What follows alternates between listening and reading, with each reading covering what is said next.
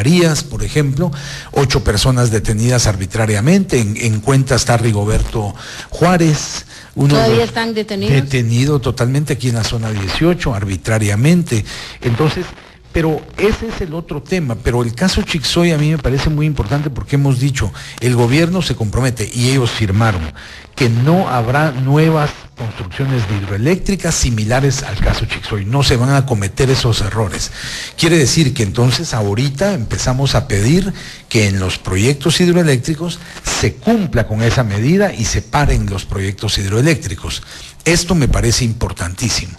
Pero en este mismo campo de las comunidades y del acceso a la justicia, yo diría que hoy día, así como en el pasado, en el caso Chixoy, vimos que se masacró a un pueblo entero que no quiso moverse de su región, de su lugar de origen, y fue masacrado. En el pasado, entonces, hubo masacres. ¿Y los que se fueron, dónde están? Ellos se fueron al refugio y luego tuvieron que volver y ya están de vuelta, son las 2.300 familias. Pero lo que quiero decir es que hoy día, en lugar de las masacres, lo que tenemos son detenciones arbitrarias. Y yo diría que en Guatemala hay casi 50 casos de detenciones arbitrarias o más. Pero solo le menciono el caso de Mauro Bay, que es coordinador. Él es de Codeca. Él es coordinador de Codeca, exactamente. Es el principal coordinador de Codeca. Fue detenido con otros 2 dirigentes muy importantes y resulta que durante todo este año se les mantuvo con medida sustitutiva, pero con arresto domiciliario. No podían salir de su departamento, es decir, no se les permitió realizar trabajo organizativo para su movimiento, no se les permitió tener reuniones afuera de Suchitepeques ni adentro, estaban prohibidas reuniones masivas, entonces se afectó el derecho al trabajo. ¿Eso es legal? No, esto es ilegal y el caso ya lo llevamos al grupo de trabajo. Pues sí, porque hasta ahorita que yo sepa que se prohíben las... Es que vea, pero es que esa es una medida que impone un juez. Entonces aquí quienes están cuestionados son los jueces y las juezas. Los de Santa Eulalia, sabemos que ese tribunal y los tribunales de Huehuetenango están comprometidos con la Hidro Santa Cruz, probablemente porque les dan dinero, o probablemente porque los amenazan, o probablemente porque los presionan y a cambio algo les dan y ellos aceptan. Hay que ver, eso hay que estudiarlo.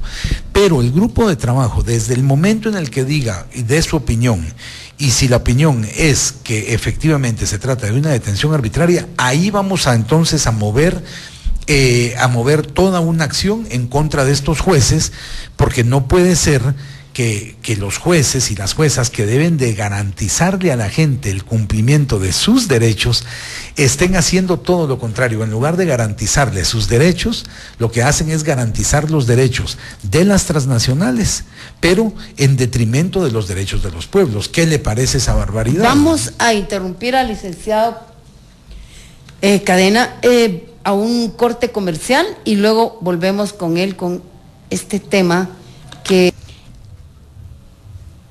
Al coronel Ricardo Méndez, bienvenido, gracias por estar aquí con nosotros. No utilizamos los teléfonos al aire, pero como algo muy excepcional lo vamos a hacer con usted, don Ricardo, ¿sí? Adelante. Gracias, manita. En primer lugar, quiero agradecerle un grado militar que usted me otorgó y que yo no ostento. No soy miembro del Ejército de Guatemala, únicamente soy un sargento de la reserva que prestó su servicio cuando tenía 19 años a la patria. Con respecto de las declaraciones que su invitado, el licenciado Ramón Cadena, ha externado en su programa, es importante que el pueblo de Guatemala sepa cosas que ya han llegado a sus oídos y que ya se están comenzando a confirmar y a tomar forma. Esta gente, es decir, me refiero a personas como su distinguido invitado, no hacen más que ganar dinero a raíz de los temas que manejan. Los temas del resarcimiento o los resarcimientos multimillonarios que tienen relación con el enfrentamiento armado interno no hacen más que engrosar los bolsillos de personas como el licenciado Cadena. En el caso concreto del tema de Chixoy, Eso se deriva, el resarcimiento que ya comenzaron a recibir personas que no tienen por qué recibirlo, se deriva de un acuerdo que firmó, imagínense usted, el general Otto Pérez Molina, que ahora está en la cárcel por actos de corrupción. Hay jugosas, enormes comisiones de decenas de millones de quetzales que van a parar a las bolsas de comisionistas como el señor Ramón Cadena, a quien tiene usted invitado en su programa de hoy, en momentos en los que nuestro país está atravesando por una pobreza terrible. Esta misma semana se hizo público un extenso y profundo análisis con respecto a los niveles de pobreza que se manejan en nuestro país, y realmente llama a la cólera que personas como Ramón Cadena, como Miguel Mort, como Mario Polanco y otros más estén exprimiendo el erario nacional para ganar jugosas comisiones a base de resarcimientos que además son ilegales, porque el artículo 155 de la Constitución expresa de forma directa, Marinita, que nadie puede recibir ningún resarcimiento por cuestiones derivadas de enfrentamientos armados o disturbios civiles. Además, Guatemala se adhirió a la Corte Interamericana de Derechos Humanos fijando una reserva en 1987, que es muy estricta en cuanto a que los casos anteriores a la fecha en la que Guatemala se adhirió a esa Corte, no tiene incidencia esa Corte en ningún aspecto, de ninguna manera. Entonces, todo lo que se está haciendo son actos ilegales que sirven para lucrar, para prostituir la historia del enfrentamiento armado en nuestro país. Esta gente está incurriendo en graves actos de corrupción. Las personas que les han pagado los resarcimientos han incurrido en graves actos de corrupción. Y pues lo digo de manera clara, el señor Ramón Cadena, su invitado, es socio de Otto Pérez Molina, porque Otto Pérez Molina fue quien firmó ese acuerdo para pagar el resarcimiento de Chixoy. Es importante mencionar que los guatemaltecos de nuestros impuestos vamos a tener que pagar miles de millones de quetzales solo por ese caso. Además, hay muchísimos casos más que se están manejando en ese sentido y que, como repito, son graves actos de corrupción que afectan al país en momentos en los que la mayoría de guatemaltecos no tienen que comer. Gente como el señor Ramón Cadena no hace más que estimular la confrontación entre los guatemaltecos. Además, obstaculizan el desarrollo económico de nuestro país. Hoy día en Guatemala no se puede instituir, no se puede fundar, no se puede construir ninguna industria en el interior del país para dar trabajo a los guatemaltecos que se están muriendo de hambre precisamente por falta de sustento para sus hogares, producto de un trabajo digno y decente, precisamente por personas como Ramón Cadena, que nos confrontan y que no permiten el desarrollo del país. ¿Por qué? Porque a ellos les interesa esa crisis. Esa crisis les da de comer, esa crisis permanente, ellos la tienen que mantener porque es así como se sostienen, es así como ganan muchísimo dinero, Marinita. Muchas gracias, don Ricardo. Hemos hecho una excepción para que saliera su voz al aire, pero nosotros no podemos sacar voz al aire. Sin embargo, lo hemos hecho con usted por respeto a que nos está escuchando y que tenía que hacer una aclaración al licenciado Ramón Cadena. Le agradezco mucho y perdone que le he dicho coronel, es sargento Ricardo Méndez. Su papá era el general, ¿verdad? Muy bien, bueno. Licenciado Ramón Cadena. Sí, bueno. Perdone la interrupción, pero no, necesitamos que... Es el discurso de siempre de este personaje, así es que ya lo conocemos. Vea, en primer lugar, el acuerdo no lo firma Otto Pérez, él está equivocado. Es que debería de revisar toda la documentación. El acuerdo lo firmó, el plan de reparaciones lo firmó Álvaro Colón. Y todas la documentación contiene firmas y contiene compromisos firmados por otros gobiernos. Esta negociación fue de 10 años, como le digo, con la mediación de la Organización de Estados Americanos. Ellos tienen toda la documentación. Así es que ese sería el primer aspecto. En segundo lugar, con respecto a que... ¿Usted es socio de Otto Pérez Molina? Bueno, ¿qué le puedo...? La verdad es que, mire, por eso digo que él necesita un psicólogo, él tiene que ir al doctor. Mire, yo con Otto Pérez Molina, el asunto con Otto Pérez fue que él lo que aprobó fue el reglamento para implementar el plan, que es algo que debió de haber aplicado y de haber firmado Álvaro Colom, pero no lo hizo. Y debido a las presiones Entonces, que mantuvieron. Claro, porque Álvaro Colom ya tuvo presiones del sector privado. Entonces, ahora, finalmente también debo decir algo. Aquí estamos en un marco de una reparación por violaciones a los derechos humanos. No se aplica el artículo que mencionó esta persona, no se aplica el artículo constitucional, eso es distinto. Su contenido es diferente. Aquí estamos pidiendo una reparación de daños y perjuicios por graves violaciones a los derechos humanos. Y las violaciones graves a los derechos humanos siempre hay que repararlas. No se puede renunciar a la reparación, ni tampoco el Estado puede decir yo no la reparo. Y lo de la Corte Interamericana. Intervino derechos humanos, sí, intervino la Procuraduría General de la Nación. Claro, es que aquí en primer lugar hay que decir que la mediación fue de la Organización de Estados Americanos al más alto nivel. En segundo lugar, estuvo presente como observadora la Procuraduría de Derechos Humanos y la Oficina del Alto Comisionado de las Naciones Unidas para los Derechos Humanos, todo el tiempo. Tercer lugar, el gobierno tuvo siempre una comisión de diálogo y negociación nombrada por el presidente o el vicepresidente de turno, dependiendo quién fuera. Pero como le digo, intervino y ahora le toca Eduardo Stein. Claro, ahora nos Jimmy toca Morales. El cuarto gobierno para lograr la reparación. Esto es una recriminalización a la gente. Entonces, ¿qué más le puedo decir? Hay tantas, el señor Bueno, maneja... él habla de que no hay dinero, y eso es verdad. Bueno, no el Estado, si ha habido tanta corrupción, probablemente no sabemos si tenga el dinero, pero en este caso sí lo presupuestaron en el presupuesto general de la Nación. Está en el presupuesto. Claro, este año estuvo presupuestado y de ahí salió el pago. Ahora, nosotros también hemos insistido que aquí el Banco Mundial y el Banco Interamericano de Desarrollo deberían también de dar fondos para esto, porque este es un caso muy especial. ¿Habría que prestar? No. No, deberían de donar fondos, porque cuando se construyó la hidroeléctrica Chixoy, alrededor de la hidroeléctrica hubo muchísimos actos de corrupción. Entonces el dinero quedó en manos de quienes eran funcionarios de la época y que se lo robaron.